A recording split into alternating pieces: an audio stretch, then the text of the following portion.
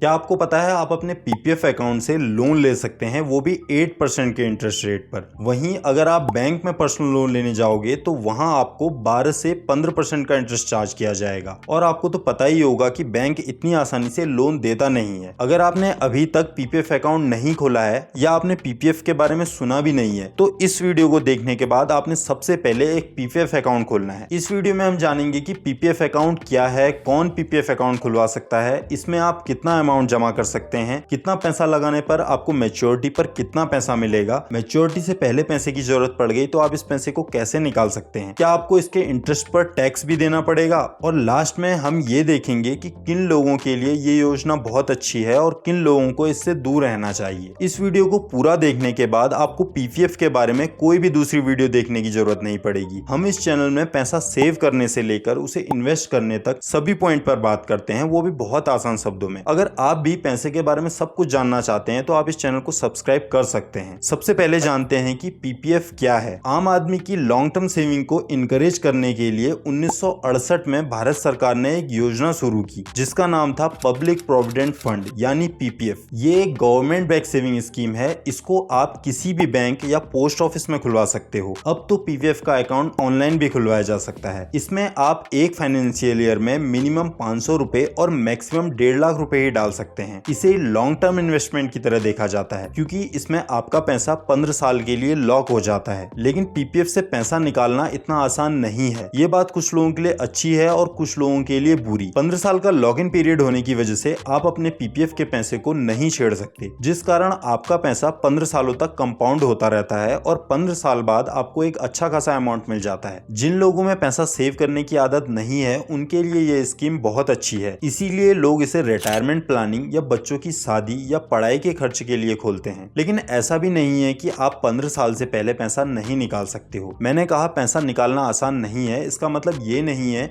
कि आप बिल्कुल भी पैसा नहीं निकाल सकते। 15 साल से पहले पैसा निकालने के क्या नियम है इसे हम आगे जानेंगे। पहले हम पीपीएफ के फायदे के बारे में जान लेते हैं। पीपीएफ अकाउंट खुलवाने का पहला फायदा है कि इसमें आपको हमेशा ही एफडी से ज्यादा इंटरेस्ट रेट मिलता है। पिछले 15 सालों में ये इंटरेस्ट रेट 7 to 8.5% के बीच रहा है। एफडी में तो ज्यादातर बैंक आपको 6 to 7% के आसपास ही इंटरेस्ट देंगे। इसका दूसरा फायदा है कि इसमें आपका पैसा बैंक से भी ज्यादा सेफ है क्योंकि पीपीएफ में जमा पैसे की गारंटी सरकार खुद लेती है। अगर बैंक डूब जाता है और आपने बैंक में पैसे रखे हैं तो आपको मैक्सिमम 5 लाख रुपए तक का ही अमाउंट मिलेगा। चाहे आपने 1 करोड़ की एफडी क्यों ना की हो, बैंक डूबने पर आपको 5 लाख रुपए ही मिलेंगे। लेकिन यहाँ पर आप अपना पैसा आरबीआई को लोन पर दे रहे हो। आरबीआई बैक्ड होने के कारण यहाँ पर आपका पैसा पूरी तरह से सेफ रहता है। तीसरा सबसे बड़ा फायदा है कि पीपीएफ के पैसे पर ट्रिपल ई कैटेगरी का टैक्स बेनिफिट मिल जाता है। इसमें आपको 3 बार एग्जम्पशन मिल जाती है। पहला ये है जब आप पीपीएफ में पैसा डालते हो तो इस पैसे को आप इनकम टैक्स में क्लेम कर सकते हो। पहली बार आपको इन्वेस्टमेंट में एग्जम्पशन मिल जाता है। दूसरा ये है जो आपको पीपीएफ के पैसे पर इंटरेस्ट मिलता है उस पर आपको कोई टैक्स नहीं देना पड़ता, यहाँ पर भी आपको एग्जम्पशन मिल जाती है। तीसरा ये है जब आप पैसा निकालते हो तो इस पर भी आपको कोई टैक्स नहीं देना, मतलब पीपीएफ में पैसा डालो तब भी टैक्स बचेगा, निकालोगे तब भी टैक्स नहीं देना पड़ेगा। मतलब पैसा कमाओ और टैक्स भी मत दो।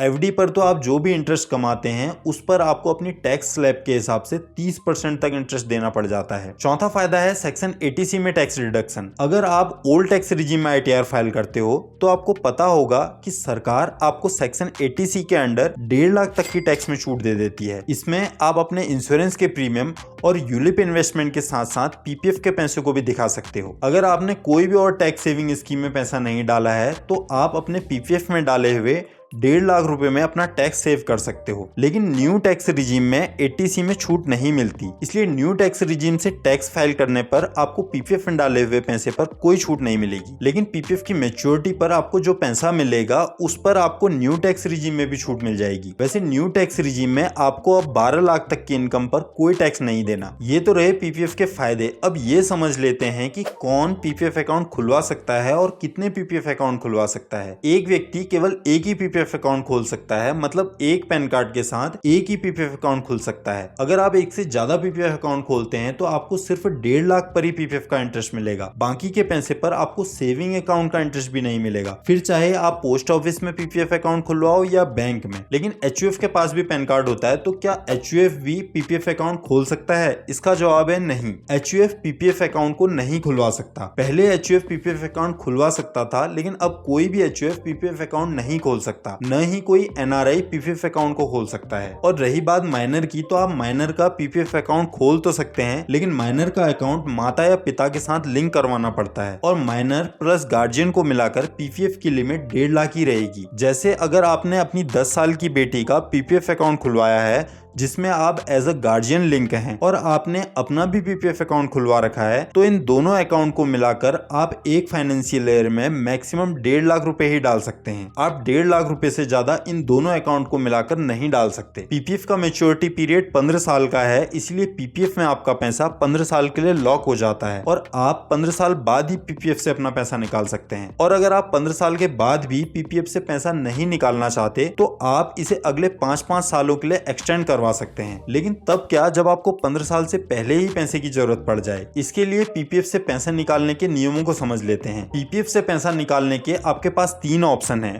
पहला ऑप्शन है आप इस पीपीएफ के अगेंस्ट लोन ले सकते हैं।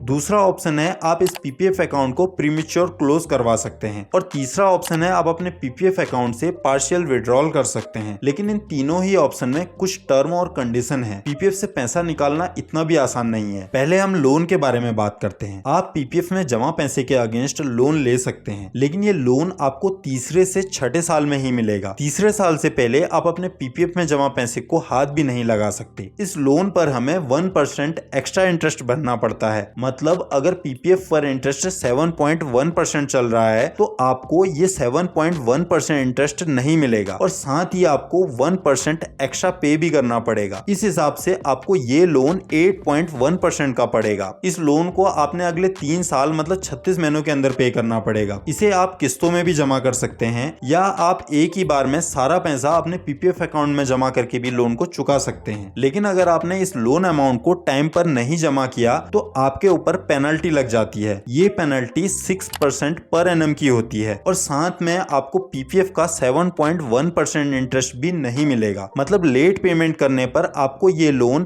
13.1% का पड़ेगा। अब मान लो आपने 1 मई 2024 को पीपीएफ अकाउंट खोला तो 31 मार्च 2025 को आपका 0 फाइनेंशियल ईयर पूरा हो जाएगा और 2025 से 2026 को आपका फर्स्ट फाइनेंशियल ईयर काउंट होगा। मतलब जिस फाइनेंशियल ईयर में आप पीपीएफ अकाउंट खोलते हैं उसे 0 फाइनेंशियल ईयर काउंट किया जाएगा। लेकिन ऐसा नहीं है कि इस साल का इंटरेस्ट आपको नहीं मिलेगा। आपको इस 0 फाइनेंशियल ईयर का भी इंटरेस्ट मिलेगा जो 1 अप्रैल को आपके पीपीएफ अकाउंट में क्रेडिट कर दिया जाएगा। इस हिसाब से आपका पीपीएफ 16 फाइनेंशियल ईयर के बाद मैच्योर होगा। अब जानते हैं कि आपको लोन किस फाइनेंशियल ईयर में मिलेगा। लोन आपको 3rd फाइनेंशियल ईयर से मिल सकता है। मतलब जिस फाइनेंशियल ईयर में आपने अकाउंट खोला हो उसके 1 फाइनेंशियल ईयर के बाद आप लोन के लिए एलिजिबल हो जाते हैं और 6th फाइनेंशियल ईयर के कंप्लीट होने तक आप लोन के लिए अप्लाई कर सकते हो। जैसे आपने अकाउंट 1 मई 2024 को खुलवाया है और आप हर फाइनेंशियल ईयर में 1.5 लाख रुपए अपने पीपीएफ अकाउंट में डालते हो तो 2024 से 2025 तक फर्स्ट फाइनेंशियल ईयर, 2025 से 2026 तक सेकेंड फाइनेंशियल ईयर। अब 1 अप्रैल 2026 से आप लोन ले सकते हो और 31 मार्च 2030 तक आप लोन के लिए अप्लाई कर सकते हो। लेकिन मैक्सिमम कितने अमाउंट का लोन हमें मिल सकता है इसके बारे में जानते हैं। जिस डेट को आप लोन के लिए अप्लाई कर रहे हैं उससे पीछे के सेकेंड फाइनेंशियल ईयर में जो अमाउंट आपके पीपीएफ अकाउंट में होगा उसका 25% ही आपको लोन में मिल सकता है। मतलब जब आपको लोन चाहिए उससे पीछे के सेकेंड 31 मार्च को जो अमाउंट आपके पीपीएफ अकाउंट में था उसके 25% जितना अमाउंट आप लोन में ले सकते हो। अब इसे एग्जांपल से समझते हैं। जैसे 1 अप्रैल 2026 को आप लोन के लिए अप्लाई कर रहे हो तो एक फाइनेंशियल ईयर हुआ 2025-2026, दूसरा फाइनेंशियल ईयर हुआ 2024-2025। मतलब 31 मार्च 2025 को जितना पैसा आपके पीपीएफ अकाउंट में होगा उसका 25% पैसा आप लोन के रूप में निकाल सकते हो। अब हम हर फाइनेंशियल ईयर में 1.5 लाख रुपए अपने पीपीएफ अकाउंट में डाल रहे हैं, तो 31 मार्च 2025 को हमारे पीपीएफ अकाउंट में 1.5 लाख रुपए थे, तो 1.5 लाख रुपए का 25% हुआ 37,500 रुपए। तो 37,500 रुपए हमें लोन में मिल सकते हैं, जिसका इंटरेस्ट रेट हमें पड़ेगा 8.1% का। अब बात करते हैं पैसा निकालने के दूसरे तरीके की, जो कि है प्रीमेच्योर क्लोजर। छठे फाइनेंशियल ईयर तक आप सिर्फ लोन ले सकते थे, लेकिन छठे फाइनेंशियल ईयर के बाद आप अपना पीपीएफ अकाउंट प्रीमेच्योर क्लोज करवा सकते हैं। हमारे इस एग्जांपल में 6th फाइनेंशियल ईयर मतलब 31 मार्च 2025 तक हम लोन ले सकते थे, लेकिन 1 अप्रैल 2025 से हम लोन नहीं ले सकते। इसके बाद हम अकाउंट को प्रीमेच्योर क्लोज करवा सकते हैं, लेकिन सिर्फ 2 कंडीशन में ही हमें ये सुविधा मिलती है। फर्स्ट कंडीशन में अगर अकाउंट होल्डर, उसका स्पाउस, उसके डिपेंडेंट बच्चे या उसके माता पिता किसी को भी क्रिटिकल इलनेस हो जाए तो मेडिकल रिपोर्ट सबमिट करके इस अकाउंट को क्लोज करवाया जा सकता है। और दूसरी कंडीशन, अगर अकाउंट होल्डर, उसका स्पाउस या उसके डिपेंडेंट बच्चे हायर एजुकेशन के लिए जा रहे हैं, तब फी बिल दिखाकर इस अकाउंट को क्लोज करवाया जा सकता है। फिर चाहे आप हायर एजुकेशन के लिए देश से बाहर जा रहे हो या देश के अंदर ही कर रहे हो, और अगर आप एनआरआई बन जाते हैं तब तो आपको अकाउंट क्लोज करवाना ही पड़ता है। लेकिन एक बात का ध्यान रखें कि प्रीमेच्योर क्लोज करने पर 1% की पेनल्टी लग जाती है, और ये पेनल्टी आपको जब से आपने पीपीएफ शुरू किया था तब से लेकर आखिरी तक लगती है। मतलब अभी तक आपका जितना भी इंटरेस्ट बना होगा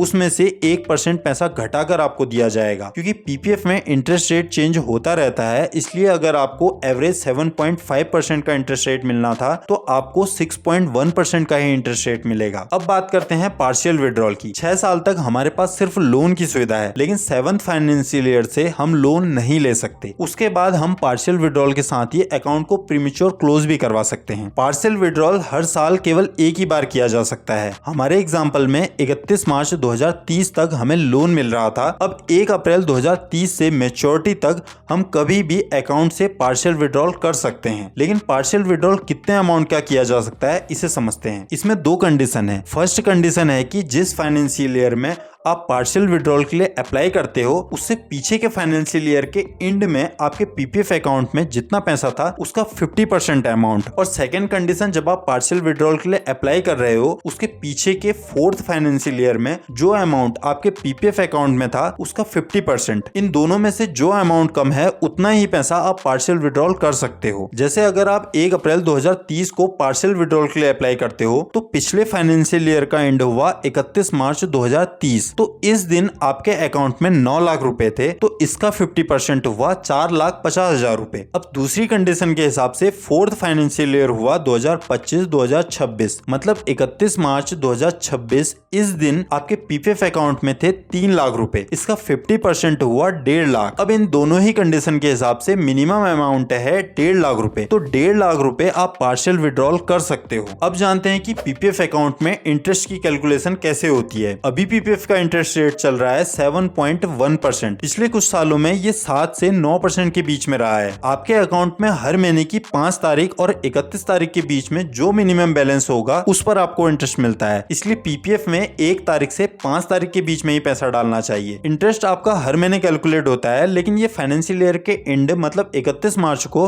आपके अकाउंट में डिपॉजिट हो जाता है। अगर आपने किसी साल पीपीएफ में मिनिमम अमाउंट 500 रुपए भी नहीं डाला तो ऐसे में क्या होगा, ऐसे में आपका अकाउंट इनएक्टिव हो जाएगा। इसे दोबारा से चालू करना बहुत आसान है। अगर आपने 2 सालों तक पीपीएफ में कुछ भी नहीं डाला तो हर साल का 50 रुपए आपको पेनल्टी लगेगी, मतलब 2 साल की पेनल्टी 100 रुपए, और हर साल का मिनिमम बैलेंस 500 रुपए, मतलब 2 साल का 1000 रुपए। मतलब 2 साल तक पैसा न डालने पर आपको सिर्फ 1100 रुपए डालने पड़ेंगे, जिससे पीपीएफ अकाउंट दोबारा से एक्टिव हो जाएगा। इसमें से 1000 रुपए तो आपके अकाउंट में चले जाएंगे, आपको बस 100 रुपए की पेनल्टी लगेगी। अगर गलती से आप पीपीएफ में पैसा डालना भूल गए तो आपको सिर्फ 50 रुपए की पेनल्टी लगेगी हर साल के हिसाब से। क्या पीपीएफ अकाउंट इतना अच्छा है? अभी तक तो हमने सिर्फ पीपीएफ के बेनिफिट के बारे में बात किया है, लेकिन जहां फायदे हैं वहां पर कुछ लिमिटेशन भी होती हैं। पीपीएफ की सबसे बड़ी दिक्कत है कि इसमें आपका पैसा 15 साल के लिए लॉक हो जाता है, लेकिन ये कुछ लोगों के लिए अच्छा है और कुछ लोगों के लिए बुरा। जो लोग सेविंग नहीं कर पाते उनके लिए तो ये बहुत अच्छा है, क्योंकि 15 साल तक वो इसमें हाथ भी नहीं लगा सकते और 15 साल के बाद उन्हें एक अच्छा खासा अमाउंट मिल जाता है जिस पर उन्हें टैक्स भी नहीं देना पड़ता। लेकिन जो लोग पैसा सेव कर लेते हैं और उन्हें कुछ सालों के बाद ही पैसे की जरूरत है, तो उनके लिए इसमें लिक्विडिटी का इश्यू हमेशा बना रहता है। इसके साथ ही जो दूसरी प्रॉब्लम है वो है इसका इंटरेस्ट रेट। 7.1% इंटरेस्ट 15 साल के लिए बहुत कम होता है। म्यूचुअल फंड में अगर आप 15 साल तक पैसा डालते हो तो आपको आराम से 12 से 15% का इंटरेस्ट रेट मिल जाता है। हमने अच्छी और बुरी दोनों बातें देख ली। अब बात करते हैं किन्हें पीपीएफ में इन्वेस्ट करना चाहिए और किन्हें इससे दूर रहना चाहिए। जो लोग बिल्कुल भी रिस्क नहीं लेना चाहते, जिन्हें लॉन्ग टर्म के लिए पैसा इन्वेस्ट करना है, जिन्हें रिटायरमेंट या बच्चों की शादी या उनकी एजुकेशन के लिए पैसा बचाना है, या जिन्हें टैक्स बेनिफिट चाहिए, उनके लिए तो पीपीएफ बेस्ट है। और जो लोग अपने पैसे को कहीं और इन्वेस्ट करते हैं, उन्हें भी अपना कुछ पैसा पीपीएफ में डालना चाहिए, क्योंकि इंग्लिश में एक कहावत है, never put your egg in one basket. मतलब कभी भी अपना सारा पैसा एक ही इंस्ट्रूमेंट में नहीं डालना चाहिए। आपने अपना सारा पैसा स्टॉक मार्केट में डाल दिया और जापान के मार्केट की तरह